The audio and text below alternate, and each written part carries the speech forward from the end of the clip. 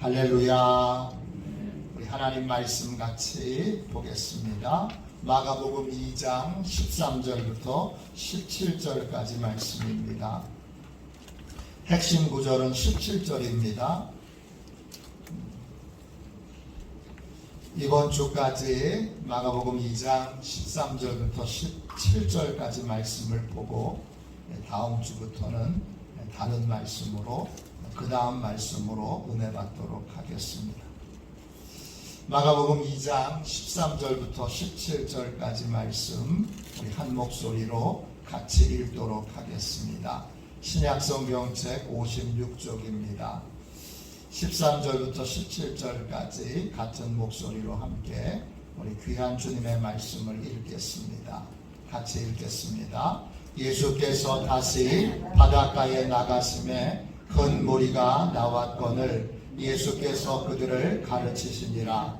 또 지나가시다가 알페오의 아들 레위가 세관에 앉아 있는 것을 보시고 그에게 이르시되 나를 따르라 하시니 일어나 따르니라. 그의 집에 앉아 잡수실 때에 많은 세리와 죄인들이 예수와 그의 제자들과 함께 앉았으니 이는 그러한 사람들이 많이 있어서 예수를 따름이러라. 바리새인의 서기관들이 예수께서 죄인 및 세리들과 함께 잡수시는 것을 보고 그의 제자들에게 이르시되 어찌하여 세리 및 죄인들과 함께 먹는가? 예수께서 들으시고 그들에게 이르시되 병강한 자에게는 의사가 쓸데없고 병든 자에게라야 쓸데있느니라. 나는 의인을 부르러 온 것이 아니요 죄인을 부르러 왔노라 하시니라. 아멘. 고쳐서 쓰시는 하나님, 고쳐서 쓰시는 예수님, 이런 제목으로 같이 함께 은혜를 나누겠습니다. 마가복음 2장 13절부터 17절까지 말씀을 읽다가 이제 오랫동안 이 본문으로 설교했으니까 설교를 이제 그 다음 본문으로 넘겨야지 하는데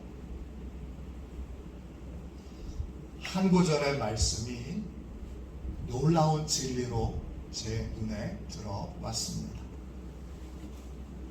17절 끝부분입니다. 나는 의인을 부르러 온 것이 아니요 죄인을 부르러 왔노라 하시니라. 이 부분이 저한테 큰 충격으로 다가왔습니다. 예수님이 부르신 사람은 의인이 아니라 죄인들입니다.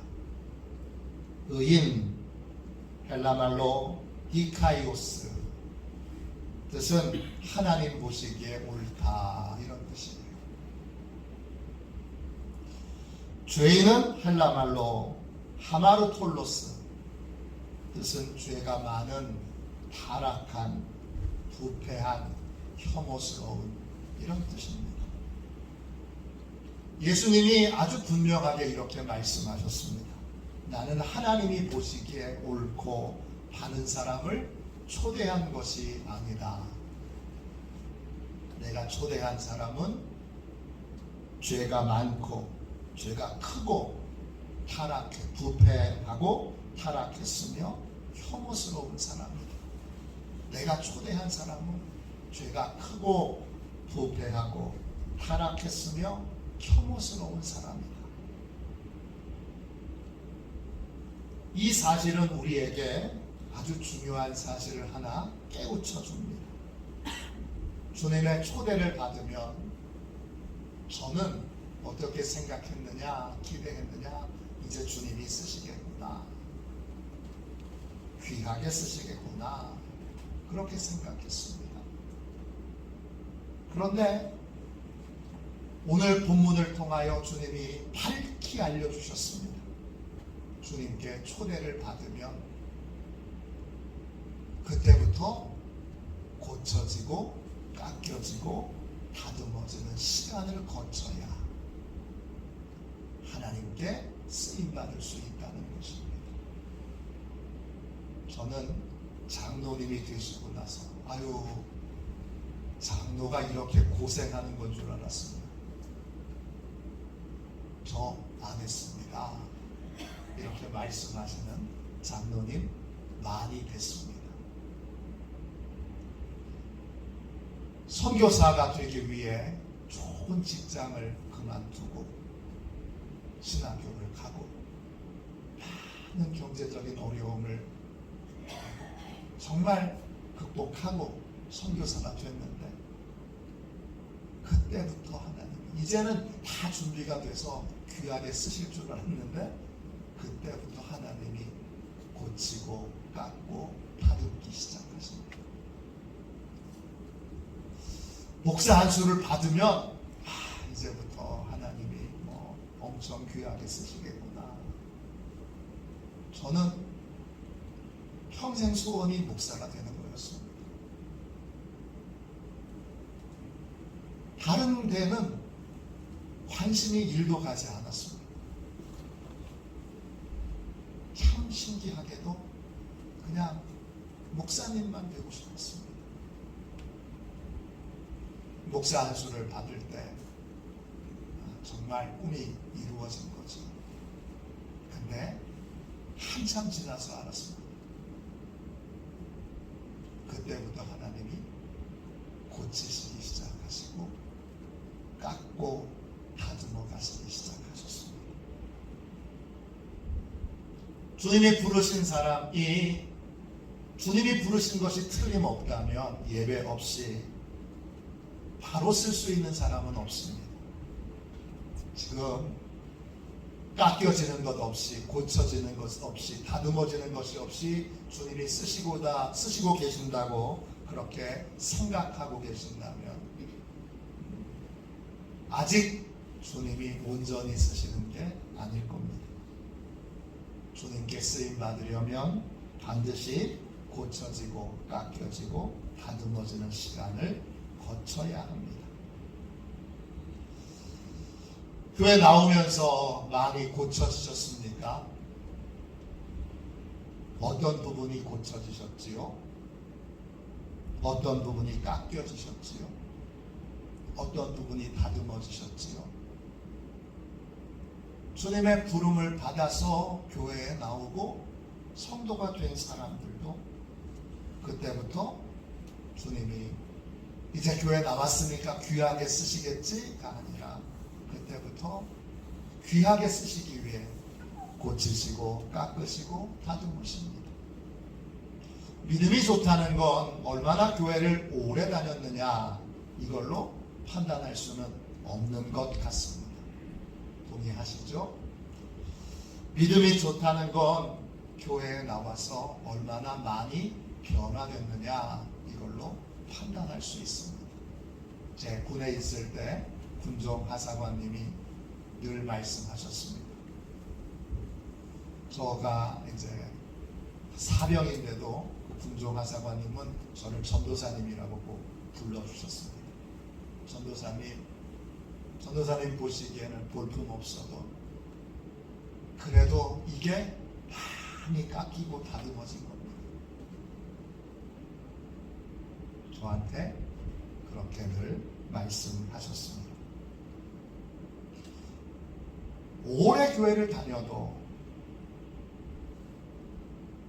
고쳐진 게 없고 다듬어진 게 없고 깎여진 게 없다면 그분은 교회를 처음 나온 초신자와 별반 차이가 없습니다. 왜? 꼭 깎여져야, 고쳐져야, 다듬어져야 주님께 쓰임받을 수 있기 때문입니다. 여러분은 예수 믿고 무엇이 달라지셨습니까? 우리 아빠는 이게 달라졌어. 우리 엄마는 이게 달라졌어. 아이들이 얘기하는 것이 있나요? 아내가 남편에 대해서 우리 남편 예수 믿더니 달라졌어요. 우리 아내 예수 믿더니 달라졌어요. 그렇게 말씀하시는 부분이 있나요?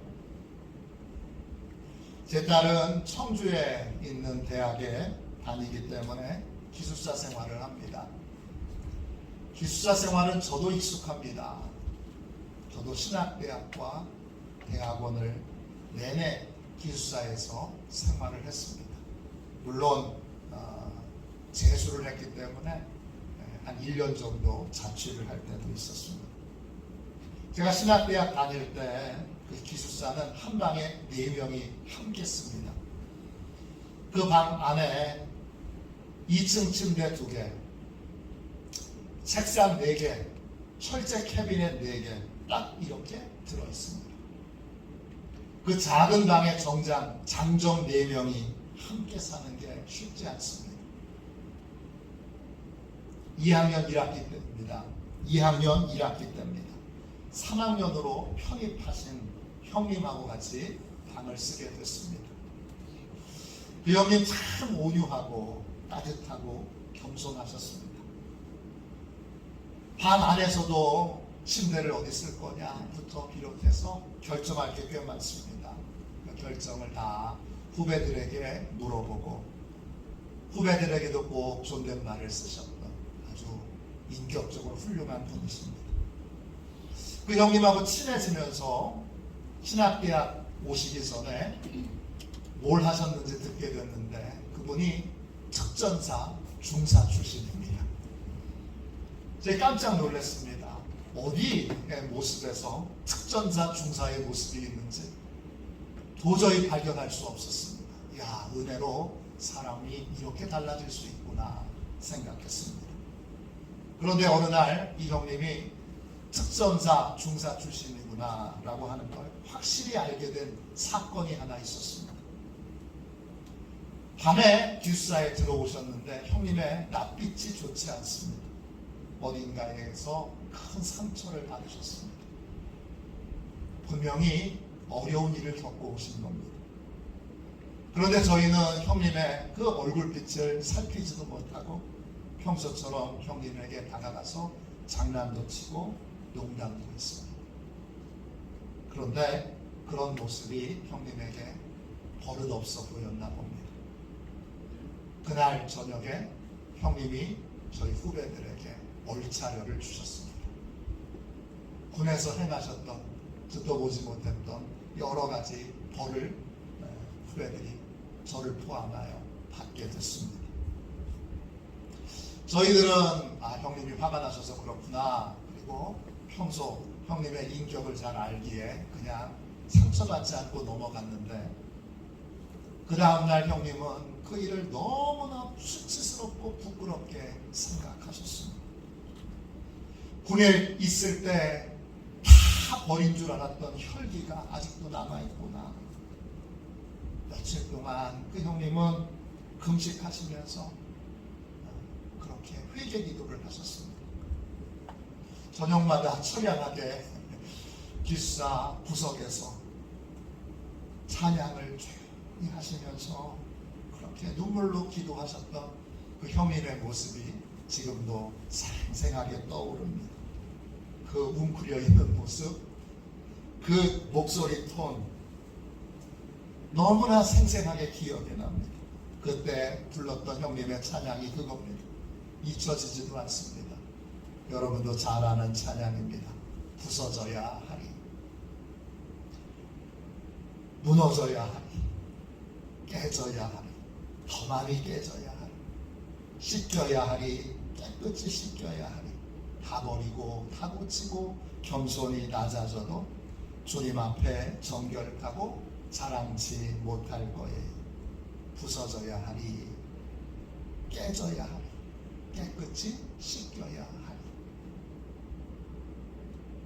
그 형님은 그렇게 괴로워하셨어요.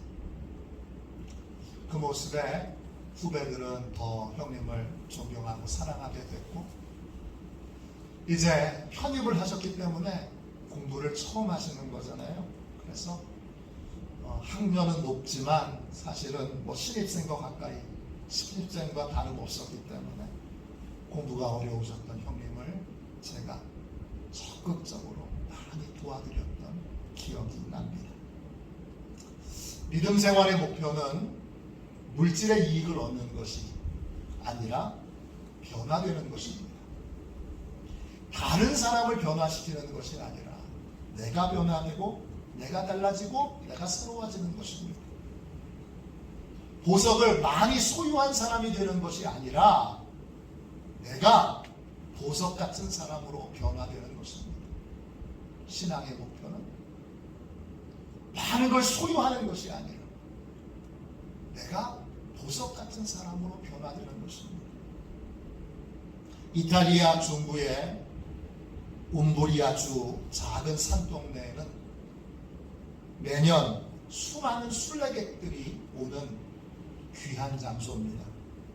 마을 주민은 겨우 24,000명인데 매년 10,000,000명의 순례객이 몰려옵니다. 그 작은 산동네의 이름은 아시시입니다. 많은 순례객들이 이 산동네, 올라오기도 어려운 이 작은 동네를 찾아오는 이유는 그곳이 평생 청빈한 수도자의 삶을 살았던 프란치스코 형제의 고향이고 그의 무덤이 있는 곳이기 때문입니다. 그곳에 성 프란치스코 대성당이 있습니다. 그리고 그 지하에 프란치스코 형제의 무덤이 있습니다. 그 산동네에 가면 프란치스코의 인형이 넘쳐납니다. 동상도 넘쳐납니다. 수많은 기념품들이 기념품 매장에서 성 프란치스코의 이름과 또 성 프란치스코를 기억할 수 있는 다양한 기념품들이 판매되고 있습니다. 마을에 만나는 사람마다 정말 열정적으로 성 프란치스코를 얘기합니다. 그런데 그 마을 사람 중에 성 프란치스코처럼 믿음으로 살려고 노력하는 사람은 얼마나 될까요? 독일의 비텐베르크라고 하는 도시가 있습니다. 종교개혁자 마틴 루터의 도시입니다. 마틴 루터가 여기서 종교개혁을 시작했습니다. 1938년도 비텐베르크 시는 시의 공식 이름을 루터의 도시 비텐베르크 이렇게 바꿨습니다. 루터슈타트 비텐베르크 이렇게 되어 있습니다. 이 도시에 사는 사람들은 이곳에서 루터가 종교개혁을 일으켰다는 그 사실에 굉장한 자부심을 느낍니다. 몇 년 전에 종교개혁 500주년 기념 행사가 있었습니다. 전 세계 사람들이 비텐베르크로 몰려갔습니다. 그런데 이 도시에 사는 사람 중에 나도 루터처럼 믿음으로 살아야 되겠다 이렇게 결심하고 노력하는 사람은 얼마나 될까요? 영국 런던에 올더스게이트 거리가 있습니다. 존 웨슬리가 회심한 곳입니다. 웨슬리 채플에서 멀지 않은 위치에 있습니다. 그것도 수많은 순례객들이 방문하는 곳입니다.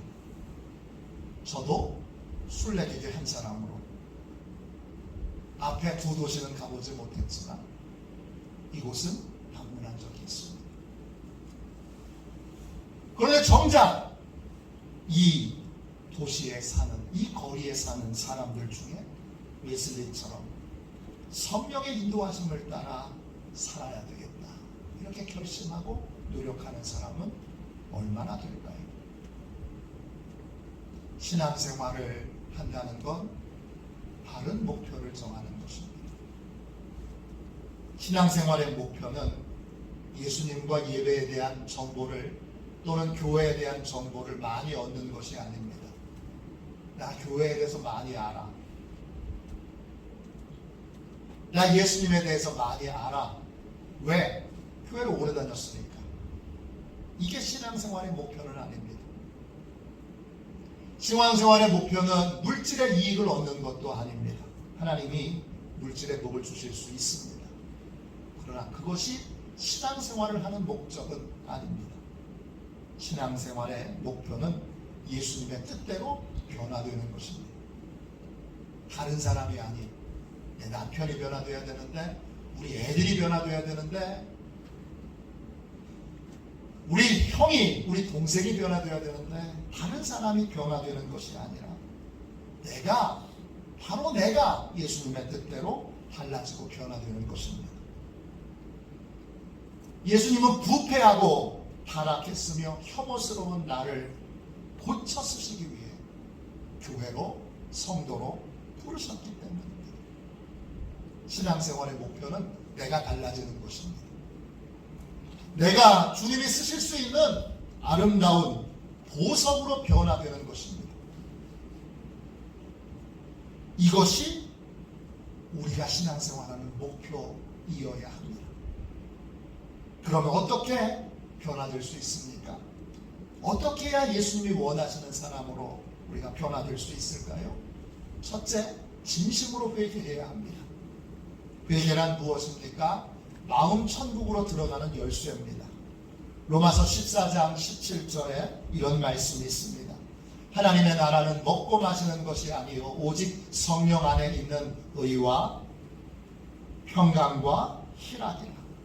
1742년 존 웨슬리는 자신의 고향이자 아버지가 평생 목회하셨던 에벗이라고 하는 곳을 방문합니다. 영국 맨체스터와 셰필드 근교에 있는 작은 시골 마을입니다. 이곳에 사무엘 웨슬리, 존 웨슬리의 아버지의 무덤이 있습니다. 그 무덤가에서 웨슬리는 마을 사람들에게 설교를 합니다. 그날 설교의 제목이 하나님 나라로 가는 길입니다. 이 설교에서 웨슬리는 구원이란 마음 천국을 이루는 것이라고 선포합니다. 죽어서 천국 가기 전에 이 땅에서 이미 마음 천국이 이루어진 삶을 사는 것이 구원이라고 선포합니다. 구원받기 전에 인간의 마음은 어떻습니까? 마음 지옥입니다. 마음에 온갖 상처와 아픔과 또 증오와 복수심이 또 교만과 어리석음이 가득 담겨 있습니다. 이런 마음으로는 돈이 많아도 큰 성공을 거둬도 좋은 집에 살아도 행복할 수 없습니다. 우리가 소망하고 바라는 것들이 다 이루어져도 마음 지옥일 때는 우리가 행복한 인생을 살 수 없습니다. 구원은 마음 천국을 이루는 것입니다. 마음 천국은 어떻게 이루어집니까? 성령님을 통해서 이루어집니다. 오직 성령님으로만 마음 천국이 이루어집니다. 마음 천국이 이루어지면 어떻게 됩니까? 우리의 마음에 의와 평강과 희락이 생깁니다. 의는 하나님의 사랑을 깨닫는 것입니다. 나를 위한 사랑, 조건 없는 사랑, 그 사랑이 나를 위한 것임을 깨닫게 되고 믿어지게 되므로 우리 안에 하나님이 나를 사랑하시는구나, 내가 하나님의 사랑을 받았구나, 이걸 깨달아 알게 되는 것이 의가 이루어지는 것입니다. 평강은 하나님의 자녀된 사람이 누리는 그러한 은혜입니다. 이 하나님의 자녀가 됐기 때문에 이제 하나님이 버리시지도 떠나시지도 않고 나를 모든 진노에서, 지옥에서, 마귀에게서, 죽음에서, 버림받을 것에 대한 두려움에서 나를 자유하게 만들어줍니다. 이게 평강입니다. 희락은 과거의 죄, 현재의 죄, 그리고 내 과거의 모든 허물을 다 용서받았다는 확신 속에서 얻게 되는 기쁨입니다. 이것이 마음 천국이 이루어지는 겁니다. 이 마음 천국이 이루어지려면 어떻게 해야 될까요? 회개해야 합니다. 마가복음 1장 15절입니다. 때가 찼고 하나님의 나라가 가까이 왔으니 회개하고 복음을 믿으라 하시더라. 마음 천국이 이루어지는 하나님 나라에 들어가려면 회개해야 합니다. 회개란 무엇입니까? 존 웨슬리는 회개를 자신이 철저히 부패하고 타락한 존재임을 인정하는 것이라고 했습니다. 존 웨슬리는 우리의 의가 되신 주님이라는 설교에서 회개를 이렇게 설명합니다. 우리는 복음을 믿기 전에 회개해야 합니다. 우리는 그리스도를 참으로 신뢰하기 전에 우리 자신에 대한 신뢰를 모두 끊어버려야 합니다. 우리의 모든 의를 버려야 합니다. 진정한 회개란 부패하고 타락하고 선하여 내 안에 선한 것이 하나도 없는 나는 죄인이라는 것을 인정하는 것입니다. 영적 변화는 바로 이 사실을 받아들이고 인정하는 것에서 시작됩니다. 이것이 회개입니다. 두 번째, 어떻게 해야 예수님이 원하시는 사람으로 변화될 수 있습니까? 주님을 계속 신뢰해야 합니다. 내가 부패하고 타락하여 선한 것이 하나도 없는 죄인이라는 것을 인정하면 내 방법, 내 계획, 내 생각은 신뢰할 수 없습니다. 그러면 무엇을 신뢰하고 무엇을 따라야 합니까? 사도행전 16장 31절입니다. 주 예수를 믿으라. 그리하면 너와 네 집이 구원을 받으리라. 내 방법, 내 생각, 내 계획을 신뢰할 수 없다면, 그것을 분명히 인정하고 선언했다면 주님을 신뢰하고 주님의 말씀을 따라야 합니다. 주님을 신뢰한다는 것, 계속 주님의 방법도 신뢰하여 따른다는 것입니다. 환자가 병을 고치려면 의사를 신뢰해야 합니다. 도통 믿을 수 없는 의사라면 의사를 딴 의사로 바꿔야 됩니다. 신뢰할 수 없는 의사에게는 진찰도 또 처방도 받을 수 없습니다. 예수님은 하나님이 보내주신 내 영혼의 의사이십니다. 나는 예수님을 신뢰해야 되고 예수님의 치유 방법을 신뢰해야 합니다. 그럴 때에만 변화되고 새롭게 될 수 있습니다. 세 번째, 어떻게 해야 예수님께서 원하시는 사람으로 변화될 수 있습니까? 셋째, 성령님의 인도하심을 따라 말씀을 깨닫고 배워야 합니다. 예수님께서 나를 변화시키기 위해 우리 각 사람에게 보혜사 성령님을 보내주셨습니다. 요한복음 14장 16절 17절입니다. 내가 아버지께 구하겠으니 그가 또 다른 보혜사를 너희에게 주사 영원토록 너희와 함께 있게 하리니 그는 진리의 영이라. 세상은 능히 그를 받지 못하나니 이는 그를 보지도 못하고 알지도 못함이라. 그러나 너희는 그를 아나니 그는 너희와 함께 거하시니요 또 너희 속에 계시겠음이라. 성령님을 보내주십니다. 그 성령님은 보혜사이십니다. 보혜사는 헬라말로 파라클레이토스, 두 단어로 이루어져 있습니다. 파라와 클레오입니다. 파라는 바로 옆에서, 가까이에서, 칼레오는 부르다, 설명하다, 이런 뜻입니다. 보혜사는 가장 가까이에서 우리를 도와주시는 분이십니다. 그래서 변호사, 대변인, 위로자, 격려자라는 의미도 있습니다. 보혜사 성령님은 세상 끝날까지 우리를 떠나지도 않으시고 버리지도 않으시고 늘 우리와 함께 하셔서 우리의 가장 가까이에서 우리를 도와주십니다. 이 성령님의 도움을 받아야 합니다.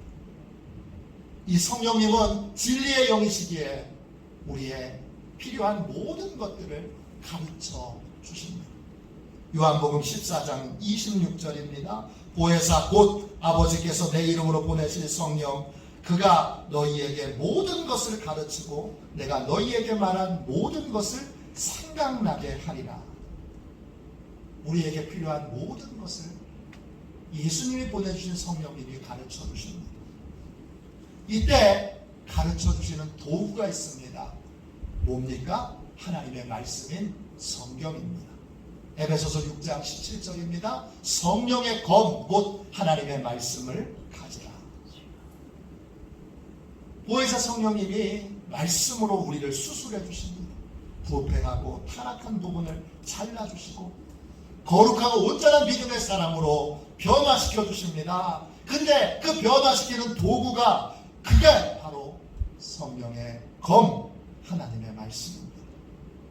우리는 성령님의 인도하심을 따라 말씀을 듣고 읽고 연구하고 묵상하고 암송함으로 말씀을 통해 변화되어야 합니다.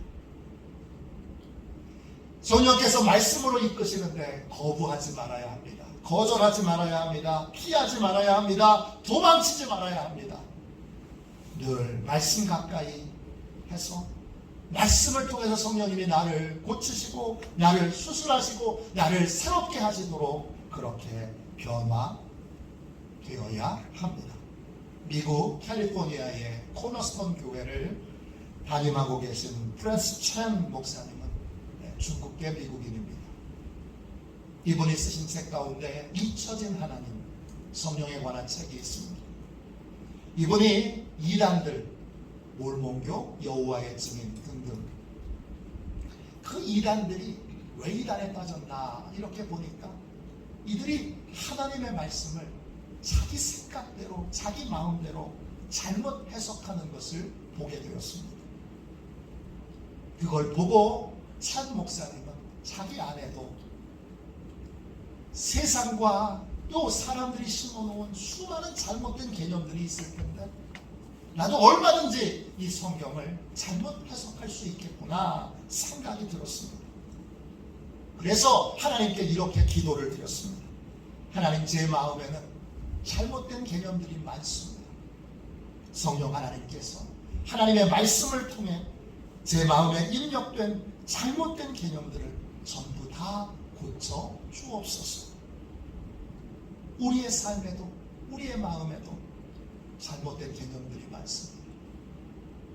우리는 성령님의 인도를 따라 말씀을 통하여 모든 것을 다시 배우고 다시 깨달아 새롭게 되어야 합니다. 말씀을 통해 깨닫는 시간은 잘못된 것을 버리는 시간이고 가치 있고 의미 있는 것들을 새로 익히는 시간입니다. 성령님은 말씀을 통해 우리를 변화시키고 새롭게 하십니다. 예수님은 의인이 아닌 죄인을 부르러 오셨습니다. 주님은 완성된 자를 부르지 않으시고 연약한 자를 부르셔서 고치시고 바꾸셔서 하나님의 사람, 하나님의 일꾼으로 쓰십니다. 나는 주님의 부름받은 죄인입니다. 그러므로 나는 주님의 뜻대로 반드시 변화되고 달라져야 합니다. 교회의 목적은, 교회 다니는 목적은 변화되기 위해서입니다. 내가 변화되어야 됩니다. 내 뜻대로 변화되지 않고 하나님의 뜻대로 변화되어야 됩니다. 그 변화를 위해 나는 내가 선한 것이 하나도 없는 죄인임을 인정해야 합니다. 그래서 내 방법, 내 생각을 의지하던 걸 내려놔야 되고 예수님의 방법, 예수님을 신뢰해야 합니다. 예수님이 보내주신 성령님도 신뢰하고 성령님의 인도하심을 따라 말씀을 읽고 공부하고 연구하고 묵상하고 암송함으로 변화되어야 합니다. 신앙생활을 하시면서 얼마나 변화되셨습니까? 성령 안에서 말씀을 통해 날마다 변화되고 새로워지는 저와 여러분이 되시기를 축원합니다. 매달 달라지고 매년 달라지고 매년 새로워지는 예수님의 사람들이 다 되시기를 주님의 이름으로 축원합니다. 저도 매일 달라지고 매달 달라지고 매년 달라지는 목사가 될 수 있도록 여러분 꼭 기도해 주시기를 부탁드립니다. 우리 찬송가 260장 우리 함께 찬양하고 주님 성령님의 인도하심을 따라 날마다 변화되고 날마다 바뀌어지고 날마다 새로워지는 인생, 고쳐지는 인생, 다듬어지는 인생, 그리고 새롭게 되는 인생 살게 하여 주옵소서. 우리 같이 함께 기도하도록 하겠습니다. 찬송가 260장 1절만 두 번 찬양하겠습니다.